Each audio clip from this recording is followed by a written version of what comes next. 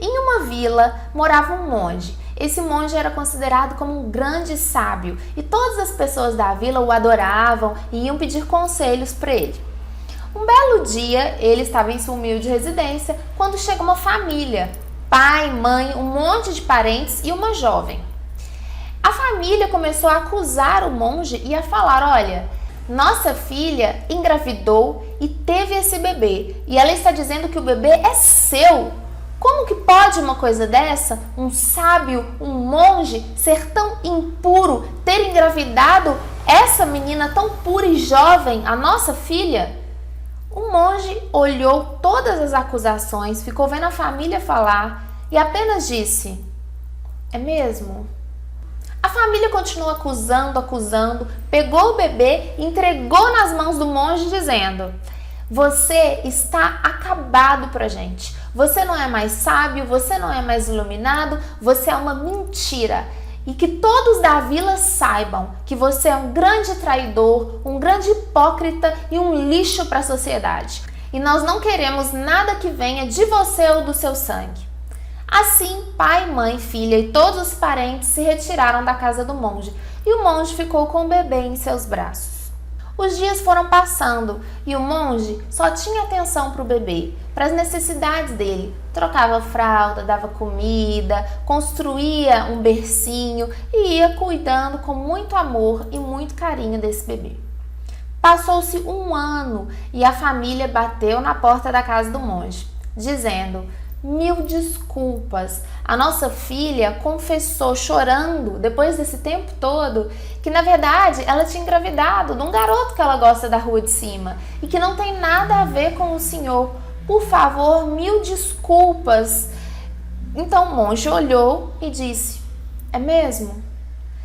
A família, chorando e preocupada entre pedidos de desculpa e aflição e, claro, muita vergonha, disse para o monge: só que agora nós queremos o bebê. Nós sabemos que esse bebê é legítimo, é da família. Então o monge pegou o bebê e entregou para a família, que levou o bebê muito feliz e toda a vila voltou a adorá-lo como um homem sábio e iluminado. Oi gente, sejam bem-vindos a mais um vídeo do Espaço dos Programas. E esse vídeo, gente, é um recado porque depois que eu ouvi, eu já tinha ouvido, né, esse conto, e depois que eu ouvi ele mais umas 2, 3 vezes, eu realmente entendi, sabe, uma questão muito fundamental nesse conto. Veja bem, às vezes batem na nossa porta problemas, né? Situações que a gente olha e fala: nossa, isso é um problema, meu Deus, me tira daqui. Não tem jeito de eu sair daqui, não tem como eu resolver isso, é muito problemático.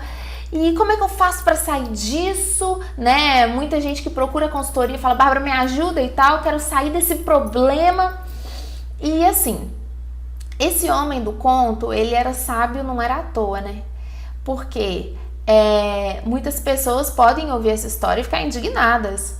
Nossa, por que esse homem falou? É mesmo? Ele não reagiu, não falou que o filho não era dele, porque assim, gente, é claro que ele poderia fazer isso, né? Um homem sábio, mesmo sendo sábio, ele poderia falar: não, o filho não é meu.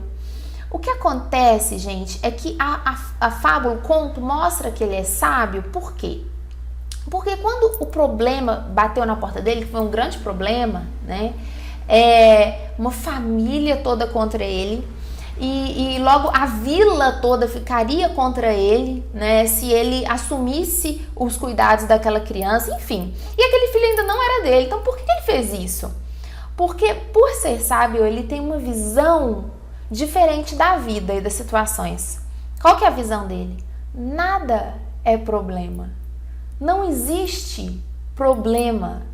Então, por ele ser sábio e não ver problema, ele não tem o olho treinado para problema, tudo para ele são situações na vida, o que aconteceu? Veja bem, no final dessa história toda, né?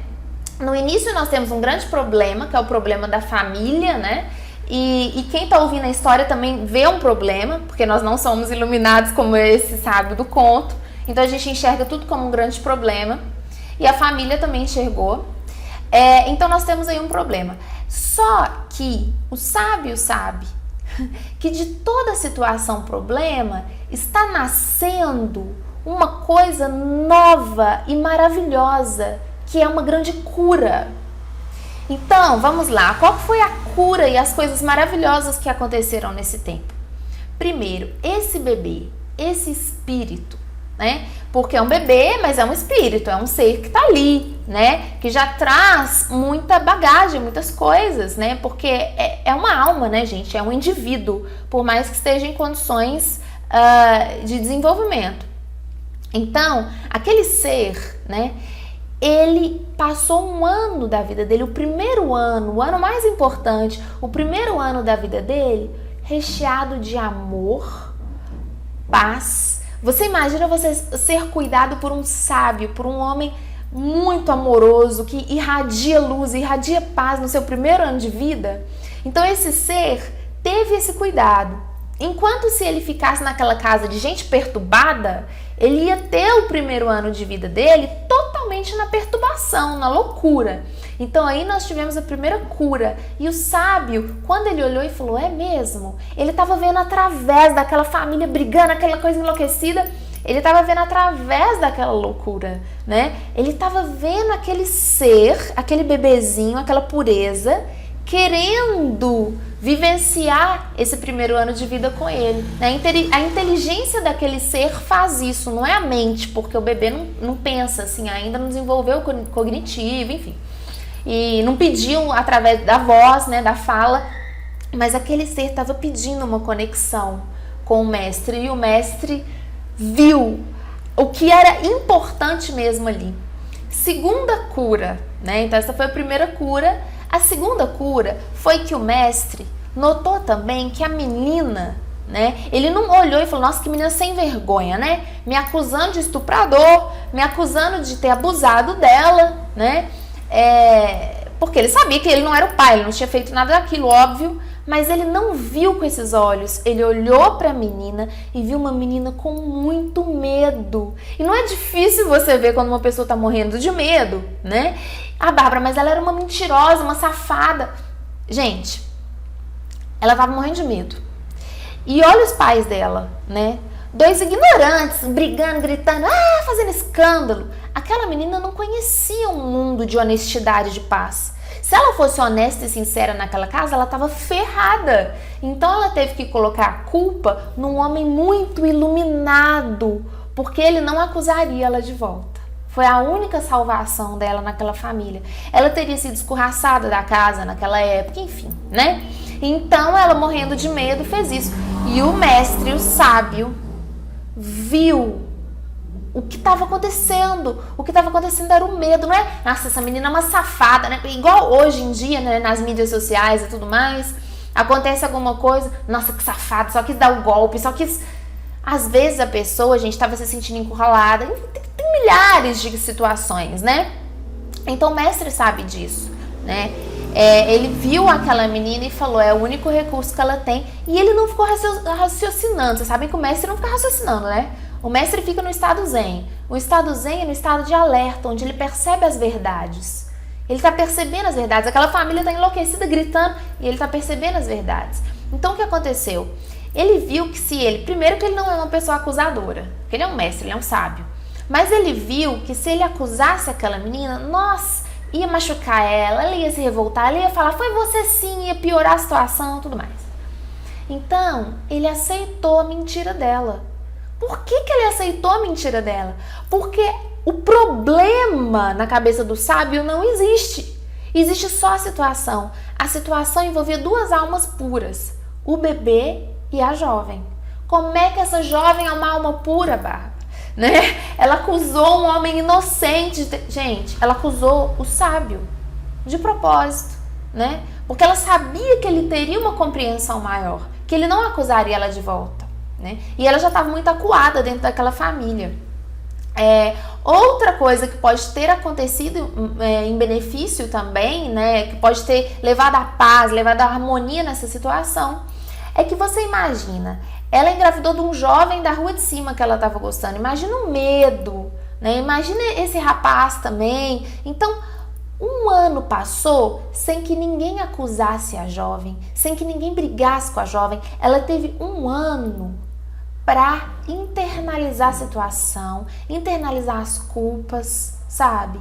E aí bater na consciência dela, por ela mesma, bater na consciência dela e ela chegar e falar: eu vou assumir. E quando ela faz isso com paz, porque se ela assumisse naquele momento, ela não teria paz dentro daquela família, gente. Às vezes não tem jeito, a gente não pode julgar as pessoas assim, não. Às vezes a pessoa, o que ela sabe fazer é aquilo, eu vou entregar tudo nas mãos do sábio. Porque essa família aqui louca vai me escorraçar, vai me xingar de prostituta, vai fazer e acontecer aqui comigo, né? Mas como passou esse um ano, a família acalmou, não teve mais acusação, não teve mais nada. A família achou um bode expiatório, que era o sábio. Então todo dia eles falavam: nossa, aquele traidor, né? Então achou um bode expiatório, aliviou a carga da menina, do rapaz. E com esse um ano que passou, essa menina foi caindo nas culpas, foi caindo, né, realmente o amargor dela ter culpado um homem tão inocente. Então ela teve calma, ela raciocinou, ela conseguiu ter paz para pensar: eu quero esse filho, eu tô com saudade do meu bebê, sabe? Foi caindo as fichas. E aí ela foi lá por ela mesma e falou com a família. Quando ela falou por ela mesma com a família já estava num estado receptivo. Porque quando você fala e faz alguma coisa sabendo que você vai ser acusado, que você vai ser criticado, que você vai ser julgado, que você vai ser escorraçado, não tem como dar certo. Mas ela falou em paz. Quando ela falou em paz, a família ouviu e aceitou. Entende? Então, gente, tem tanta coisa pra gente tirar dessa história, né? Uma delas é exatamente que, em vez de você ficar tentando enfiar coisa na cabeça da pessoa que você gosta, ficar tentando ajudar a pessoa de todo jeito, ou ficar acusando a pessoa do que ela tá fazendo de errado, eu tenho que te mostrar, é pro seu bem. Em vez de você ficar fazendo coisa desse tipo, não vai dar certo, porque a pessoa só vai te ver como a menina via os pais, né? Como um acusador, como uma pessoa que fica te culpando, fica te mostrando seus defeitos o tempo todo, mesmo que esteja falando que é pro seu bem. Então, em vez de você fazer isso, você deixa um tempo lá a pessoa. Nossa, Bárbara, mas vai demorar um ano pra pessoa cair a ficha e mudar? Às vezes é a vida inteira e a pessoa não muda, tá? Porque existe uma coisa que chama livre-arbítrio. Bom, essa é uma das coisas que eu chamei de curas que aconteceu. Aconteceu uma cura nessa menina, gente. E o sábio foi a porta para isso. E o sábio só usou 2 palavras. É mesmo? É mesmo. Sabe, ele aceitou, né? É porque isso foi contado em inglês. Em inglês ele fala, is it so, né? Então, são 2 palavras. Então, ele teve essa aceitação porque ele viu as curas ali. Dá pra você tirar várias coisas desse conto. Se você teve uma outra intuição, uma outra ideia, deixa aqui nos comentários, sabe? Sobre o que você pode tirar desse conto. Mas o recadinho rápido que eu trouxe hoje é esse, gente. O que faz uma pessoa mais iluminada, mais sábia, né? Claro, né? A gente sabe, não é ficar sentado fazendo pose assim, né? Não é vestir roupa branca, saião de yoga, e não é essas coisas. O que faz uma pessoa mais iluminada, mais sábia, é a capacidade dela, enquanto tá todo mundo esclerosado, enquanto tá todo mundo na mente, essa pessoa tá dentro dela. Veja o que aconteceu com esse sábio. Talvez uma das piores coisas que pode acontecer com alguém, né, na cabeça de alguém. Uma cidade inteira virar contra ele, falar: você é traidor. Imagina, todo mundo vira contra você e fala que você é um traidor, né? Todo mundo fecha as portas do comércio para você tem que se virar, porque você é um traidor. E você tá ali cuidando amorosamente daquele bebê, né? Então, para você ser um ser amoroso, é porque você é um ser amoroso, não é porque tem nada acontecendo em volta de você. Isso faz de você uma pessoa mais avançada, mais iluminada, para você mesmo, não em comparação com ninguém. Então, a capacidade do sábio de ser iluminado, de ser sábio mesmo, é que ele não vê problema. E é isso que eu queria falar com você hoje. Você tá cheio de problema, porque você tá vendo assim: ah, Bárbara, não, você não entendeu. Minha mãe tá com uma doença, eu tenho que cuidar dela, e é muito difícil. Ou então meu marido me traiu, ou então meus filhos não me respeitam. Isso são problemas. Eu falo assim, são. São mesmo? Não, é mesmo? É um problema mesmo? Ah, Bárbara, eu tô com dificuldade de relacionamento amoroso, eu tô com uma dificuldade financeira, eu tô com um problema de saúde, sabe? E eu acredito que essas coisas são problemas. Eu tenho uma empresa, mas não tá indo bem das pernas, tô perdendo muito dinheiro há muitos anos. Isso é problema. Eu falo assim, porque eu já tive tanto problema, gente, tanto problema, que hoje eu olho e falo, nossa, nada daquilo era problema. Se eu fosse um pouco mais sábia e usasse o que eu tinha, porque o sábio, o que ele fez? Ele usou o que ele tinha um bebê, né? Imagina se ele ficasse se atormentando, nossa, mas ninguém da vila acredita mais que eu sou sábio, acredita mais, todo mundo acha que eu sou um traidor. Ele não ligou, ele não liga, né? Então, a grande maior parte dos nossos problemas é que os outros vão pensar da nossa moral. Então, você imagina, ele não ligou de ficar um ano sendo acusado de abusador, estuprador e tal. Ele não ligou. E de ter a vida dele revirada. E ele não sabia que ia ser um ano não, tá? Pra ele tava com o bebê ali naquele momento. Ele não sabia. A família podia chegar no outro dia, podia nunca mais chegar e ele ficar com aquele filho pro resto da vida. E aí? E ele ia dar amor e cuidar com amor. Gente, todo problema é uma porta de cura. Observe os problemas que você teve na sua vida, que você superou. Foram portas de cura. Não é nada porque você foi uma pessoa ruim na vida passada, então agora você tem que pagar. Claro que karma existe, mas karma não é isso, né? Karma é o acúmulo de problemas que você vai juntando, que você não quer passar por eles. Né? Então, quando você não quer passar pelo problema, ou seja, você não abre a porta. Você quer pular o problema. Né? Mas lá na frente você vai encontrar um maior, porque é a vida, é a sua alma, o seu ser falando, olha, eu quero abrir essa porta de cura pra mim. Sabe? Então, se você tem problema de relacionamento afetivo, né? Gente, tem zilhões de tipos de problemas de relacionamento afetivo. Né? Tem gente que não encontra um amor de jeito nenhum, tem gente que encontra, mas fala que é sempre cafajeste, que sempre trai a pessoa, né? Tem gente que encontra, mas fala que a pessoa gosta tanto dela que sufoca e ela fica sufocada. Então, para cada problema existe uma porta de cura que basta você trabalhar para abrir. Então, a gente tem aqui no canal vários vídeos falando disso, exatamente para mudar essa mentalidade, gente. Não tem problema, sabe? Olha, tem pessoas que olham, né? Já tive pessoas de consultoria semanal, que são as clientes que vêm toda semana, e uma delas falou assim, Bárbara, eu vou falar exatamente o que ela falou. Ela falou assim, Bárbara, eu gosto muito de fazer consultoria com você, mas ao mesmo tempo eu não gosto. Eu falei, nossa, por quê? Falou, porque você é bonita, parece que tem dinheiro, né? É saudável, parece que tá super bem na vida afetiva.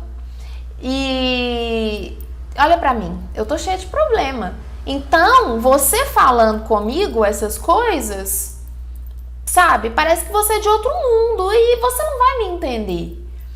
E eu falo assim, gente, sabe?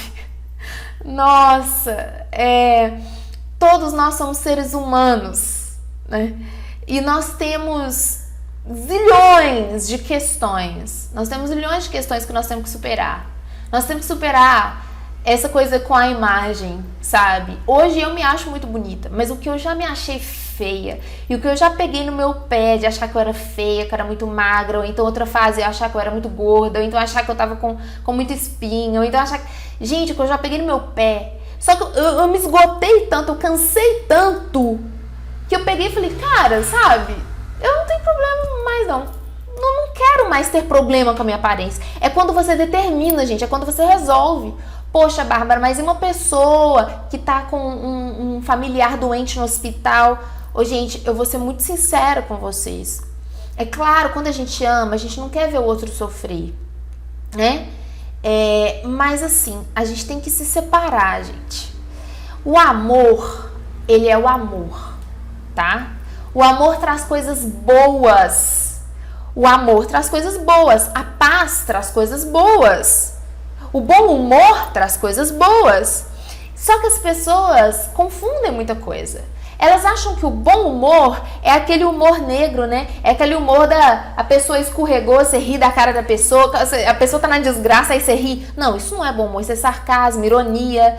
Isso é trevas, é o negativo, né? Não é uma coisa que vem do bom humor, não deriva do bom humor. Assim como passividade e ficar aguentando situações ruins e ficar passivo não vem da paz. A paz só traz coisas maravilhosas, não traz passividade nesse sentido. E assim como o amor, gente, não traz sofrimento. Ah, eu tô sofrendo porque quem eu amo tá no hospital. Não. Você tá sofrendo porque quem você é apegado está no hospital. É apego. É apego. É apego. Não é amor. O amor só traz coisa boa, sabe? Então, vamos pensar nessa história do sábio. Primeiro que ele não se preocupou com o que os outros iam achar dele. Segundo que ele vivenciou o amor e a paz e o bom humor. Ele vivenciou essas 3 características no meio de um redemoinho que as pessoas queriam colocar ele. Ele não entrou no redemoinho, né? Quando você decidir que você não tem mais problema, você não tem mais problema. As situações vão acontecer, vão continuar acontecendo e elas têm um tempo de subida e descida. Já reparou que a vida tem esse tempo de subida e descida? Mas se você quer pular aquele obstáculo, se você não quer passar por aquele problema, ele aumenta. Então passe por ele, sabe? Passe por ele. Não tente fugir. Porque você tentando fugir, você tá falando pra você, ó, isso é intransponível, isso é um negócio de louco, gigante, eu não dou conta e você tá saindo fora. Enfrenta, confronta. Como que você confronta? Aceita a situação como ela é. Ah, tem um parente muito querido que está no hospital, Deus está cuidando. Aí é nesse momento que você tem fé, né? Deus está cuidando, o Espírito dele sabe o que faz, se é a hora dele ou se ele vai ter uma regeneração. O que eu tô fazendo através do meu amor não é sofrer com a pessoa, não é pôr minha carga de desespero lá em cima da pessoa, não é isso. O que eu tô fazendo com o meu amor é justamente entrar em paz quando eu for visitar essa pessoa, levar um sorriso, levar só a minha presença silenciosa. Gente, às vezes a pessoa vai no hospital e fica numa falação na cabeça do outro. Às vezes aquela pessoa que tá lá tá precisando estar num estado mais pacífico. E o silêncio, a presença, um carinho na mão, sem carência, sem a tristeza de, eu queria segurar essa pessoa pra mim. Isso faz muito mal pra energia de alguém que tá desencarnando, sabe? Então seja apenas uma presença pacífica, mas você só consegue fazer isso quando você tá em paz, né? Seu filho de 5 anos tá fazendo loucura dentro de casa. Imagina se você começar a gritar e tudo, você entra na vibração dele, você aumenta o problema. Não, passe pelo problema. Tá, eu tô aqui, eu tô presente. O que eu posso fazer nesse momento? Não queira ser a super mãe, não queira ser o seu super profissional. Seja o que aquele momento tá te trazendo uma limitação, que através dessa limitação você vai acessar uma coisa mais ilimitada dentro de você. É para isso que vem a limitação. Porque você já tem condição de acessar o ilimitado dentro de você, né? Mas que sem a limitação você não teria por que procurar aquela porta, abrir aquela porta. Então é isso, gente. Quando você decidir que você não tem mais problema, olha, eu não tenho mais problema. Eu não tenho mais problema. Ah, mas isso é negação da realidade. Não, isso é o real. O problema é o ilusório. Tente ver na visão do sábio. Deixa aqui seus comentários, suas dúvidas e suas sugestões para os próximos vídeos, tá bom? Um beijo e até a próxima.